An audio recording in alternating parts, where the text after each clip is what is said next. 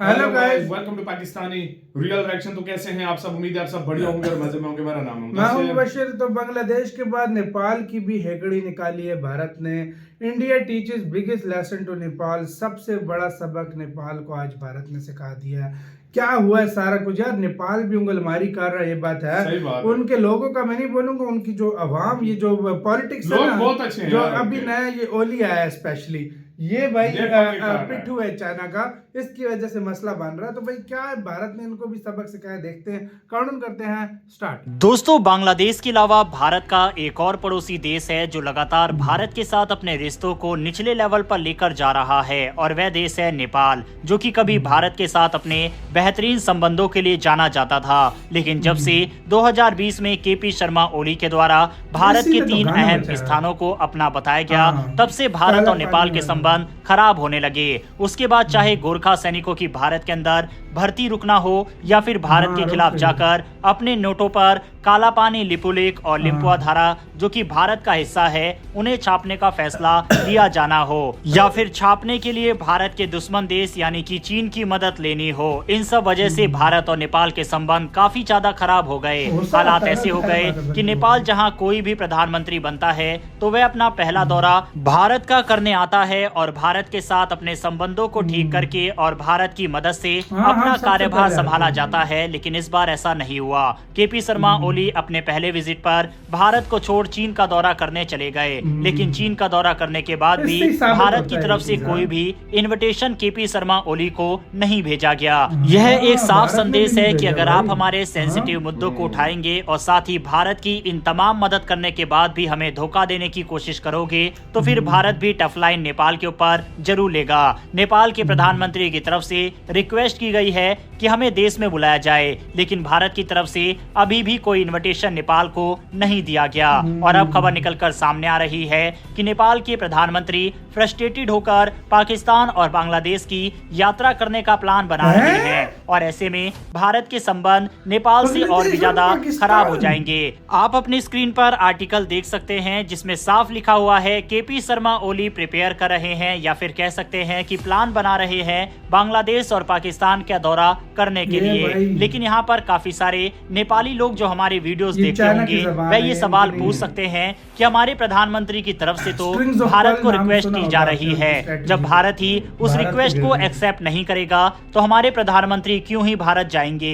तो उसके पीछे कारण है कि नेपाल के प्रधानमंत्री अपनी पहली विजिट भारत की ही करने वाले थे, लेकिन उन्होंने जो शर्तें रखी थी उसके बाद भारत ने उनकी रिक्वेस्ट को एक्सेप्ट नहीं किया। आपको बता दें कि बाकायदा नेपाल के प्राइम मिनिस्टर ऑफिस और फॉरेन ऑफिस दोनों की तरफ से रिक्वेस्ट की गई थी भारत विजिट के लिए, लेकिन भारत ने उसे रिक्वेस्ट को एक्सेप्ट नहीं किया था। और उसके पीछे नेपाल की कुछ शर्तें थी, जैसे कि इस विजिट के दौरान दोनों देशों के बीच जो विवाद चल रहा है 3 स्थानों को लेकर, उस पर बातचीत की जाए, लेकिन भारत ने उस बातचीत से इनकार कर दिया क्योंकि ये भारत का हिस्सा है और इस पर बात हम क्यों ही करें। हालांकि नेपाल के प्रधानमंत्री तो भारत नहीं आ पाए, लेकिन नेपाल के विदेश मंत्री अपने यूके दौरे के बाद जब भारत में उतरती है तो उन्होंने भी भारतीय विदेश मंत्री से मिलने की रिक्वेस्ट की, लेकिन भारत के विदेश मंत्री ने उस रिक्वेस्ट को भी एक्सेप्ट नहीं किया और वह नहीं मिले। इसके बाद भारत के मंत्रियों से भी उन्होंने मिलने की रिक्वेस्ट की, लेकिन उन्होंने भी रिक्वेस्ट को एक्सेप्ट नहीं किया। यानी कि यहाँ पर भी भारत ने नेपाल के विदेश मंत्री को बिल्कुल भी भाव नहीं दिया। अब इसके पीछे कारण ये था कि ये कोई प्री प्लान विजिट नहीं थी। नेपाल की विदेश मंत्री यूके से लौट रही थी, उन्हें नेपाल आना ही था। यहाँ पर हेल्थ चेकअप के बहाने वह रुक गई और भारत के मंत्री और विदेश मंत्री से मिलने की रिक्वेस्ट करने लगी। यही कारण है कि भारत ने मिलने से मना कर दिया। अब सवाल उठता है कि आखिर नेपाल इतना ज्यादा छटपटा क्यों रहा है और नेपाल के प्रधानमंत्री भारत आने के लिए इतने उतावले क्यों दिखाई दे रहे हैं? इसके पीछे कई कारण है। एक तो भारत के साथ व्यापार है, भारत के ऊपर नेपाल की डिपेंडेंसी है। दूसरा, जो नया एयरपोर्ट नेपाल के अंदर बना है चीन की मदद से, उसके लिए एयर स्पेस नेपाल भारत से चाहता है। बिना भारत के एयर स्पेस से वह एयरपोर्ट खंडहर में तब्दील होता जा रहा है। ये भी एक शर्त नेपाल के प्रधानमंत्री भारत आने के समय रखी थी, लेकिन भारत ने इसे भी इनकार कर दिया था। हालांकि दोस्तों, भारत और नेपाल का रिश्ता सिर्फ पड़ोसी होने तक ही सीमित नहीं है। दोनों देशों के बीच खुली सीमाएं, सांस्कृतिक जुड़ाव और हाँ, घनिष्ठ सीमाएं व्यापारिक खुली हैं। संबंध है। हम लोगों को भी नेपाल के आम लोगों से कोई भी दिक्कत नहीं है। नेपाल हाँ, भारत के लिए नेपाल के- रणनीतिक रूप से हाँ। बेहद अहम है और भारतीय लोग नेपाल को एक भाईचारे वाले देश के तौर पर देखते दूसरा हैं। हिंदू लेकिन कंट्री पिछले है, कुछ दुनिया सालों में भाई में दो केपी कंट्री शर्मा है जहाँ ओली पे की सरकार ने majority है, भारत विरोधी रुख अपनाकर इस दोस्ती में खटास ला दी और इसी का परिणाम है कि भारत इस तरह के कदम उठा रहा है और अभी भी भारत को चिढ़ाने के लिए कभी चीन का दौरा केपी शर्मा ओली के द्वारा किया जाता है तो कभी बांग्लादेश और पाकिस्तान के दौरा करने के प्लान ये उनके द्वारा चीजें बनाए भारत जा को रहे बुरी लगती है, हैं उनकी जो कि इन पर संबंधों जो, में और भी हाँ, खटास डालेंगे। सरकार है ना सवाल वो- उठता है कि भारत और नेपाल के संबंधों का क्या होगा। तो जिस तरह से नेपाल छटपटा रहा है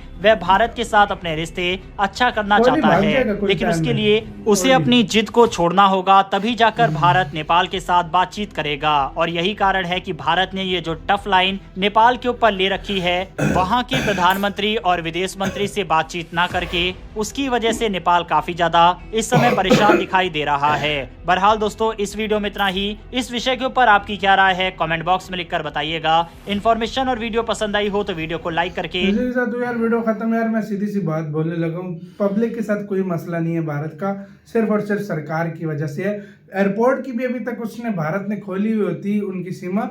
भारत ने बोला था हमने भारत एयरपोर्ट से ले मैं नहीं। भारत ने बोला था एयरपोर्ट मैं बनाता हूँ, मुझे इसका चाइना प्रोजेक्ट का दो, influence ना क्योंकि ये बॉर्डर पे लगता है हमारे, और चाइना को अगर तुमने ये प्रोजेक्ट दिया ना तो हमारी मतलब सिक्योरिटी जो है उसको एक खदशा हो जाएगा, हमारी सिक्योरिटी मतलब रिस्क बढ़ जाएगा। तो तुम प्लीज ये चाइना को ना दो, किसी को भी दे दो, बेशक हमें भी ना दो, किसी को भी दे दो, चीन को ना दो। लेकिन वो उन्होंने मानी नहीं थी ओली ने, और चीन को दिया था। जब वो बना है तो भारत ने अभी तक एक जहाज वहां से नहीं उड़ने दिया, इजाजत वो अब स्पेस खंडर बन रहा स्पेस ही नहीं दी। है। तो भाई ये मसला है, उनकी सरकार पंगे ले रही है, भारत का लोगों के साथ कोई मसला नहीं है। फिर जमीन भारत की मांग रहे हो, भाई तुम लोग क्या भारत को बांट रहे हैं जमीन के? हर सही कोई बात आके है, सही बात भारत है। की जमीन तुम मांग रहे हो।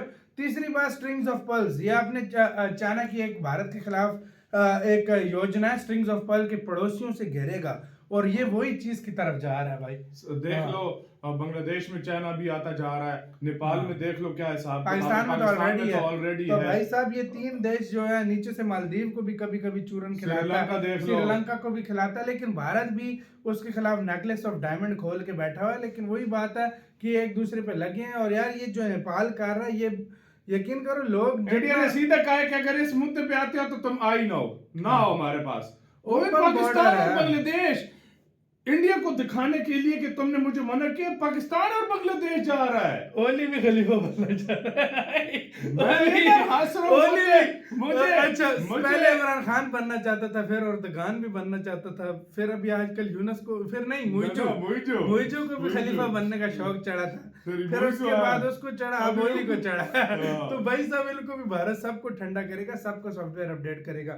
आपका इसका कहना है, अपनी राय बताना, अपना बहुत ही ज्यादा